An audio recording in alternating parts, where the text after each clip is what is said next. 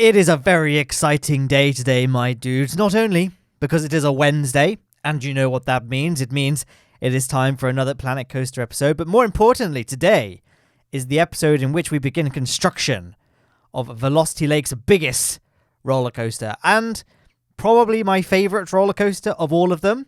Although I'm still not sure. I like all the rides in Velocity Lake. It's very hard to pick favourites. I'm doing a little pan around here of all the things we've built so far. All of this will now... The skyline is about to change, let me tell you, in Velocity Lake. And here we are, beginning the construction of Pulsar, a B&M Giga coaster. It's great. I'm really happy with how this coaster came out, so I hope you enjoy the little journey we go on over the next few episodes. Now, I'm not using custom supports... I'm not using the stock supports for the lift hill itself, and for a fair chunk of the rest of the ride, although actually now I think about it, I think it's just the lift hill I use custom supports for. Maybe I use the odd custom support here and there, like around the station, but for the most part I use the stock supports. But I built the whole thing without supports, and we'll go ahead and add them around later on, because a lot of this ride will be built using the 4-meter smoothing technique, which is the only way of achieving really, really smooth coasters. But my goodness, it is very, very time-consuming. Now, speaking of time-consuming, I did try and showcase... I tried to speed up the footage as much as I could when I was building this coaster in such a way that you can still tell what's going on. Like, it's not moving way too fast, but also to the point where it's not just going to take ages, because... Well, I'm just going to say, for those that don't... Well, actually, I'm going to talk about what we've just built at the moment, because it's a fairly... crucial component of the ride, and that is the first drop. I looked at a few pictures. I mean, it's no secret that the obvious muse for this ride in game is Fury 325, like the actual default color scheme, the appearance of the cars. I know it's a generic look for the cars for this kind of B&M ride, but I think Fury 325 is it often is voted out, nominated by there's the Golden Ticket Awards, I think, as the greatest coaster of all time. A lot of people do consider it to be the greatest roller coaster ever built, so it makes sense that the in-game B&M Giga is set to emulate the appearance of Fury 325. But yeah, I looked at a few pictures of its first drop and a few other B&M coasters as well, particularly the concept art for Orion, which is the one they're building at King's Dominion, I think is the park, the one with the Eiffel Tower in the middle. That ride.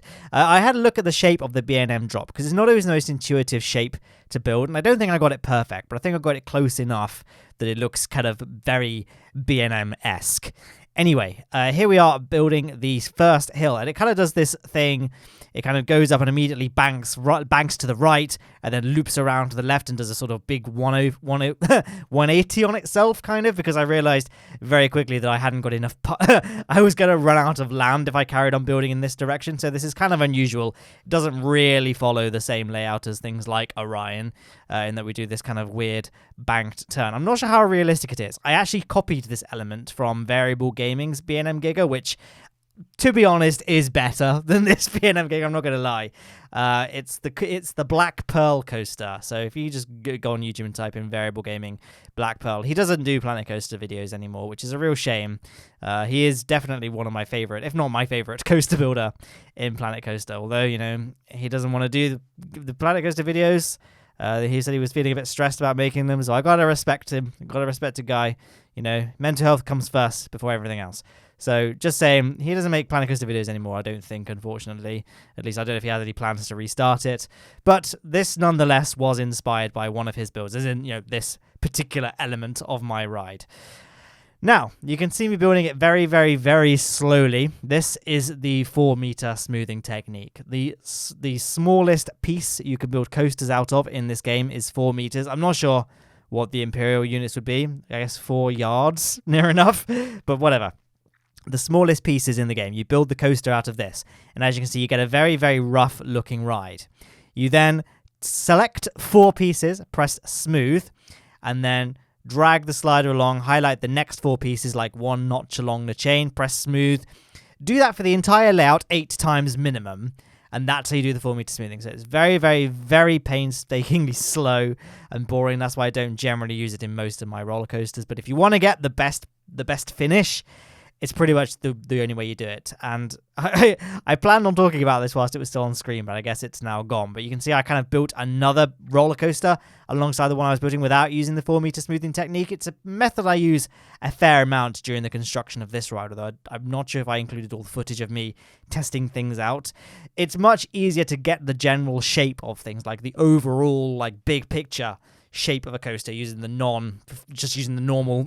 using the coaster editor like it's intended to be used.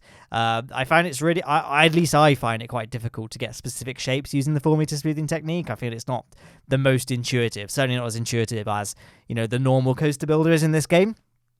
So that's what I did for the first corner. I kind of planned out the general shape with another coaster, not using 4-meter, and then I just sort of tried to trace the spine of that coaster using the 4-meter method, and I think it came out pretty well. Now you can see me just sort of doing the next part of the ride. So this bit of the ride is really very, very much inspired by Fury 325. Very, very relentless, doesn't really let up much speed, lots of very aggressively banked corners. There aren't really any kind of straight, like any flat airtime hills. Everything is banked, everything is turning around a corner to get that maximum G-force, and again, that relentless sort of pace that Fury 325 is infamous for.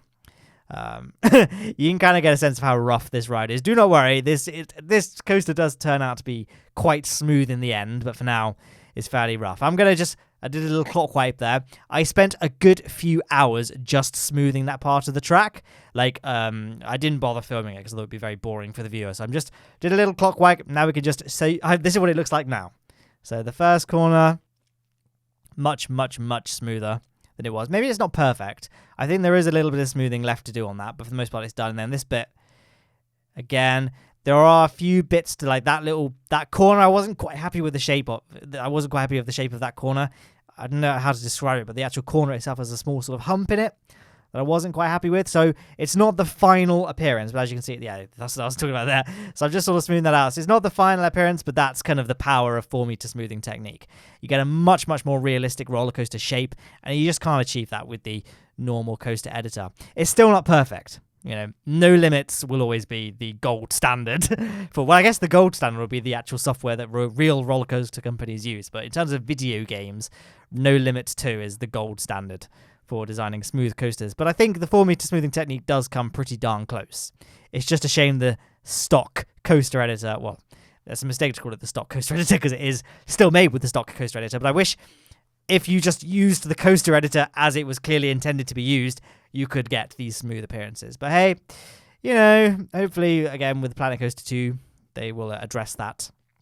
Now I'm just shaping off the rest of the ride. So very, very rough. Not worried too much about the smoothing or the banking, especially at this stage. I'm just trying to get the general shape, and then obviously we'll go back and do the smoothing. Generally, when you're trying to do the 4-meter smoothing technique, you want to make things a lot more aggressive than what they will ultimately be, because the smoothing tool is quite harsh. Well, not harsh, but the smoothing tool is very effective at smoothing, which means that it generally, when you've got a lot of banking, it will smooth out the banking to try and get the transitions smooth. I feel like I should have planned that sentence out of my head before I said it, but I hope that made sense nonetheless. Yeah, so sort of, I guess this would be the halfway point in the layout just here. It's a treble cleft element copied pretty much straight from Fury 325. It's called the treble cleft because if you look at it from a certain angle, it looks exactly like a treble cleft. For those that don't know what that is, you ever seen like sheet music, like classical music? It has that weird, it looks a bit like an ampersand, the shorthand and logo looks a bit like that. It's the beginning of sheet, but that's what a treble cleft is. And that's what this element looks like. Not this element, this is just an airtime hill, but the bit that we're now ascending upward again towards is going to be a treble cleft element. As you can see, this thing really does dominate the skyline of Velocity Lake. Like I was really anxious about building a coaster back here because I really liked the actual skyline of the lake, that when you come in through the main entrance, obviously you've got the Intamin Mega Light Blue Bullet. I should probably call it by its actual in-game name, although I guess people will know more quickly what I'm talking about if I describe what it is, which is the Intamin Mega Light. But regardless, you come past the Intamin Mega Light, then you look across the lake and you see the big red coaster and the big yellow coaster, and they form a really nice sort of skyline with the two big loops, the big vertical drop of vertigo, and that all goes away. Now this coaster is the dominant thing. Although that being said, I didn't want to, like I said, I really liked the skyline that was formed by the red and yellow coaster, so I didn't want this to be too intrusive, which is why I did sort of recess it back a little bit. Like there is a a sizable gap between it and the other coasters. Ultimately, I said a couple of episodes ago that Velocity Lake, the plan was to have it in a dense forest, and that is still the plan. It's just much easier to build it without all the forest there first. So the actual gap between this coaster and the other rides will probably just be filled with like dense woodland and stuff like that. So I guess it doesn't dominate the skyline too much. And in a way, I quite like that. Like when you're looking at it from the ground, you want to go on it, obviously, I hope. Hopefully you do. But you can't really get a sense of what it looks like. It's kind of hidden back there, a bit like the Beast coaster. And there's a few other coasters like that where like you can't really see the layout. And it's even more intriguing. It makes it. I find it was even more exciting to ride on a roller coaster I'm not familiar with. And you can only just make out bits of it. Like you can't see the entire layout. Like Nemesis is a good example. Even though like from the queue you can kind of get a sense of it, it's still very hard to plot out the layout in your head whilst you're queuing because so much of it goes underground and dips in and out of caverns. It's quite exciting when they're on the ride because even though you've been staring at the roller coaster for an hour in the queue, it's still a bit of a surprise when you go through all the elements because you couldn't really see it from the queue, from the ground. And I think that's kind of the same sort of thing with this one, at least when I actually follow through my plan of adding loads and loads of woodland around it, which I haven't at the moment. So it is quite easy to plot the layout in your head, but still, that's kind of one of the plans I have for it. And this is, now we've kind of done the treble clef, we've done a couple of additional very aggressively banked turns. I think the rest of the ride is pretty much done without the 4-meter technique. I think I was just getting bored and I just wanted to bring it back to the station. And, you know, the coaster editor without the 4-meter technique is adequate at certain things, like straight unbanked airtime hills. It's fine, and that's all I'm really going to be doing now that the coaster's lost most of its momentum. A lot of what you're about to see as well is the placeholder layout. Like the bulk of the main layout is obviously being shown here. Now I just wanted to get it back to the station, and I'll worry about the actual ins and outs of the rest of the details of the layout once. I guess what I wanted to do was just finish the ride and just see what the stats looked like, because if they were horrendous, I would have stopped. So this bit is very much placeholder. Like it's pretty much now just a straight monorail back to the station. It's not that interesting, and this will change. I'm looking at it now and I'm like, this is terrible. I'm not actually sure if I do that in this episode, like finish the layout. I think I didn't want this episode to be too long. Like I generally aim for 15 minutes, 20 minutes for episodes of Velocity Lake. So I think that's ultimately what this episode ended up being. But next episode is a little bit longer. I think if we don't finish the layout, I probably should have checked to see exactly what I do in each episode. But if I don't finish the layout in this episode, then it will definitely be finished in the next episode, I think, although I'm not sure. Now you can see me just, again, I was trying to follow the shape. You remember the last episode when I was just showing all the ghost rides? What are the ghost rides? The lost rides of Velocity Lake. And I was still trying to figure out what to do with that kind of path hemisphere. I was still trying to adhere to the shape of the path just then, but I do change the layout a bit. So, like I say, the last sort of bit of the ride, it's not final. And, you know, there is still a little bit of kinks to be ironed out for this part of the ride just here. But this is pretty much the layout now. So you can see we've got these nice, I really love this bit, like you go way over bank and then you dive down to a really high G-force turn. Still a bit of smoothing on the ascent of that airtime hill just here, and then we enter the treble cleft. So I don't think it's quite as fast as 325. Certainly it's not as smooth. Clearly I've not actually smoothed out this bit just yet, but you can kind of get a sense of the actual banking of the track. What I was paying a lot of attention to during this part of the testing is looking at the lateral G-force. You rarely want lateral G-force to exceed more than like 2.5, at the most 4G. You don't want to exceed more than that. So I generally try to sort of aim for 2.5 as the absolute maximum for lateral G-forces. Now during this ride now, it might have been a bit off because again, this ride, the layout's not quite done.